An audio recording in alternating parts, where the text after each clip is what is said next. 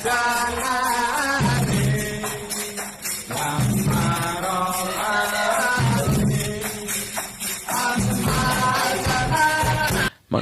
Al-Hasan Ibnu Atiyah mengatakan bila bid'ah sudah muncul di suatu kaum, maka sunnah akan diangkat dan tidak akan hidup ila yaumil qiyamah.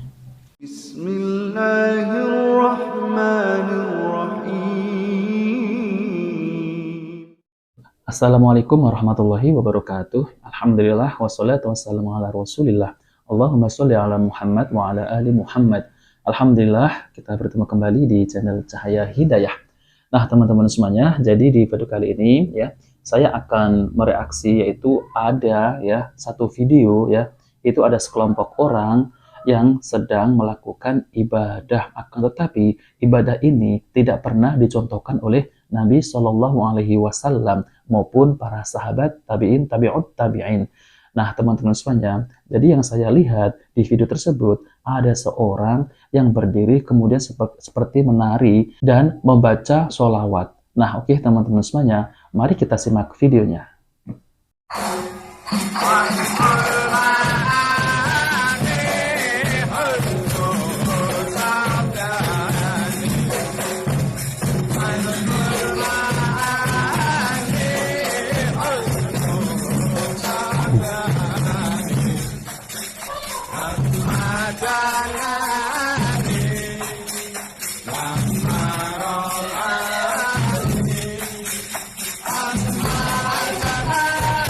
Nah, teman-teman semuanya ya, jadi kalau saya perhatikan ya, ini adalah perbuatan yang diada-adakan ya. Nah, teman-teman semuanya, jadi kalau saya perhatikan ya, video tersebut, ini adalah perbuatan yang diada-adakan ya.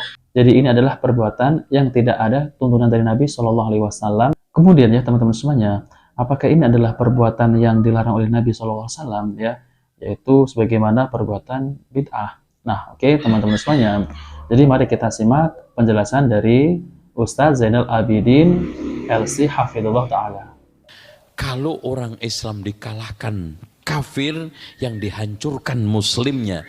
Tapi kalau Islam ini yang diserang dengan bid'ah, yang hancur agamanya. Inilah yang membuat para ulama kita lebih takut Islam itu dihancurkan oleh bid'ah daripada orang kafir. Karena orang kafir itu ganggunya muslim toh, agamanya masih utuh. Mereka mengganggu ajarannya. Dibikin ini, dibikin itu, akhirnya asli hilang. Makanya Al-Hasan Ibnu Atiyah mengatakan bila bid'ah sudah muncul di suatu kaum, maka sunnah akan diangkat dan tidak akan hidup ila yaumil qiyamah. Dan katanya ini Abdullah Ibnu Mas'ud, Sufyan As-Sauri mengatakan setan itu, iblis itu lebih mencintai bid'ah daripada maksiat. Kenapa? Karena kalau bid'ah itu sudah dilakukan, orang rata-rata meyakini baik. Kalau maksiat, rata-rata orang melakukan dengan dasar ada suatu keyakinan jelek. Coba sekarang antum datang kepada kerumunan orang-orang judi. Pak, tolong dong Pak, berhenti judi, kan nggak bagus. Dia masih sadar. Iya Pak, mohon maaf Pak, sebetulnya saya sudah ngaku Pak, ini judi nggak bagus Pak. Cuman gimana ya Pak, kalau nggak judi pusing. Gitu. Masih nyadar judi itu jelek. Tapi coba antum datang ke kerumunan orang-orang tahlilan. Pak, assalamualaikum Pak, mohon Pak dihentikan karena ini sesat. Sandal itu terbang sandal. Itu sesat, dikit-dikit bid'ah sesat. Lu aja yang masuk surga, sekampung neraka. Lu sendiri yang masuk surga. Emangnya surga ini lu udah kaplingin apa? Gitu. Dikit-dikit kagak ada zaman Rasul bid'ah, kagak ada zaman Rasul bid'ah. Muka lu juga nggak ada zaman Rasul. Itu ngomongnya Pak, dalilnya itu. Coba kesel nggak lu? Makanya Imam Syafi'i itu kalau debat sama orang bodoh nggak pernah menang. Gitu. Makanya jangan ladenin. Itu Imam Syafi'i itu debat dengan siapapun menang kecuali sama orang bodoh. Itu kalah. Itu. Dan coba antum sekarang ngomong orang seperti itu, nggak ada, muka lu juga nggak ada zaman Rasul. Kitab mana yang untuk bantah ente? Ente baca itu buleken nggak dapat tuh. Dan kadang-kadang alasan mereka itu simple-simple tapi bikin aduh ngesel ya Allah ini. Udah sabar aja udah. Itu. Makanya di sini bid'ah itu bahaya, tapi nggak banyak menyadari. Apalagi sekarang julukan orang yang melakukan bid'ah itu kan keren, Wahabi. Udah, ceramah aja belum Pak, udah dituduh Wahabi, baru innalhamdulillah. Innalhamdulillah, nah ini nih Wahabi nih. Kok tahu Pak? Tuh khutbahnya, terus sebentar lagi lihat bid'ah. Aduh, udah. Belum apa-apa Pak. Pak, saya ini kan belum ceramah apa-apa Pak. Bapak kok udah tuduh Wahabi, taunya dari mana tuh? Akhirnya lihat. Fa inna kulla bid'atin dhalalah, fa inna kulla dhalalatin finnar. Ah, itu khutbahnya Wahabi katanya. Padahal itu khutbah hajah, khutbah paling mulia, khutbah yang diajarkan Rasulullah. Langsung ditembak. Sampai ada satu masjid dia di daerah Jawa Tengah itu. Pokoknya ustadz yang kesini jangan sampai pakai innalhamdulillah. Itu, masya Allah. Habis sudah. Nah, oke teman-teman semuanya, itulah penjelasan dari Ustadz Zainal Abidin LC Hafidhullah Ta'ala, yaitu tentang terkait masalah bid'ah. Jadi, bid'ah itu lebih bahaya daripada maksiat. Nah, oke teman-teman semuanya. Jadi, teman-teman ya, bid'ah itu memiliki kemiripan ya dengan syariat. Berbeda dengan maksiat yang sama sekali berbeda dengan syariat. Ketika ada orang ya yang berbuat bid'ah, bisa jadi orang lain yang tidak tahu akan menyangka bahwa dia sedang berbuat ketaatan atau sedang beribadah kepada Allah Subhanahu wa Ta'ala. Karena perbuatan bid'ah itu memang mirip dengan ibadah syar'i.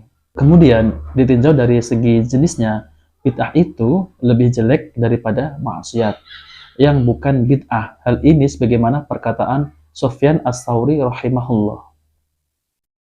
Bid'ah itu lebih dicintai iblis daripada maksiat. Kenapa? Karena pelaku maksiat masih bisa diharapkan bertobat. Sedangkan pelaku bid'ah tidak bisa diharapkan bertobat. Riwayat Abu Nuaim dalam Al-Hiliyah.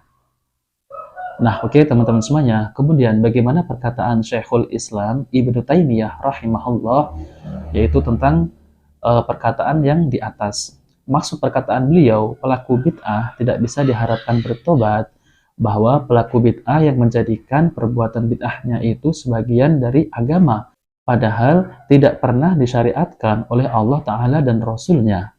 Perbuatan bid'ah yang jelek tersebut dihias-hiasi sehingga dia melihatnya sebagai sebuah ibadah, ketaatan, maka dia tidak mungkin ingin bertobat selama dia menganggap bahwa dia sedang berbuat kebaikan. Karena awal mula dari tobat adalah ilmu bahwa perbuatan tersebut adalah perbuatan yang jelek, yang perlu ditobati. Atau dia tahu bahwa dia meninggalkan kebaikan yang diperintahkan oleh syariat, baik perintah yang sifatnya wajib atau sunnah.